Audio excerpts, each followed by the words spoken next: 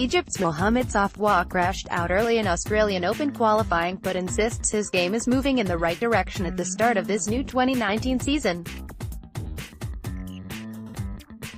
The 28-year-old Safwat lost 6-2, 7-6, 4 to home favourite Thanasi Kokkinakis in the first round of qualifying on Tuesday at Melbourne Park, in a clash that was a lot tighter than the scoreline may indicate. Kokkinakis raced to a 4-0 lead in the opening set, but had to save break points in both his service games en route. The 145th-ranked Aussie had match points on Safwat's serve in the 8th game of the second set, but he broke a string on the first one, and the Egyptian held for 4-5. Serving for the match the following game, Kokkinakis was broken for the first time in the match. Safwat forced a tiebreak and came back from 0-3 down in it, but Kokkinakis recovered and secured the win. The 22-year-old Kokkinakis, whose career has been plagued by numerous injuries, was a surprise omission from the Australian Open's wildcard list. The Adelaide native defeated Roger Federer in Miami last year, and captured 2 challenger titles in the second half of 2018, but it wasn't enough to lock down a spot in the Australian Open main draw. That's a very funny situation which I'm not going to comment on, but I knew this could be a possibility from a few months ago, Kokkinakis said when asked about being overlooked for a wild card. Qualies is tough, the level is the level, there are obviously a lot of good players in main, a lot of good players in qualies, but getting through 3 matches is not easy. A lot of times I look ahead, but I'm going to try and take it 1 match at a time and focus, because as you see, if you lose focus there it can get yucky.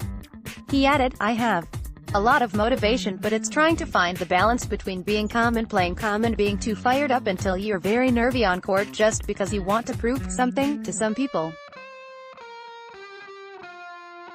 I'm just going to try to play my game. I know where my level is at, I know I just got to focus and I can play good enough. He described Safwat as sneaky good, and was happy to get through in straight sets. On his part, Safwat admits his low conversion rate on breakpoints is something he is actively working on. He won 1/5 breakpoints on Tuesday, but feels he is making some progress in that department. I was working on the past month to improve my success rate on breakpoints.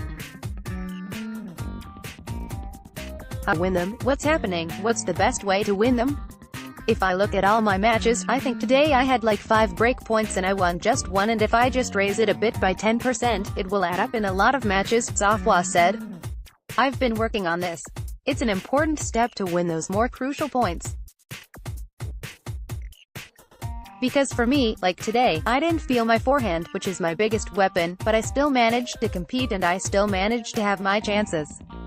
So it wasn't about forehands, backhands, serve, it's about getting those crucial moments and raise my ratio at breakpoints. Looking ahead this new season, Safwat isn't setting any ranking targets but has some other goals in mind.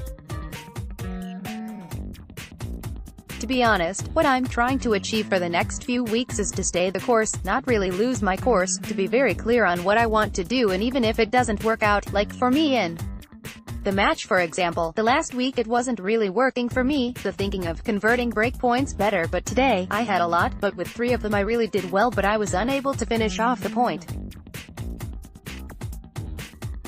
So it's going forward in the right direction. I just want to stay clear in what I want to do and not get distracted by winning or losing. That's my realistic target, he says.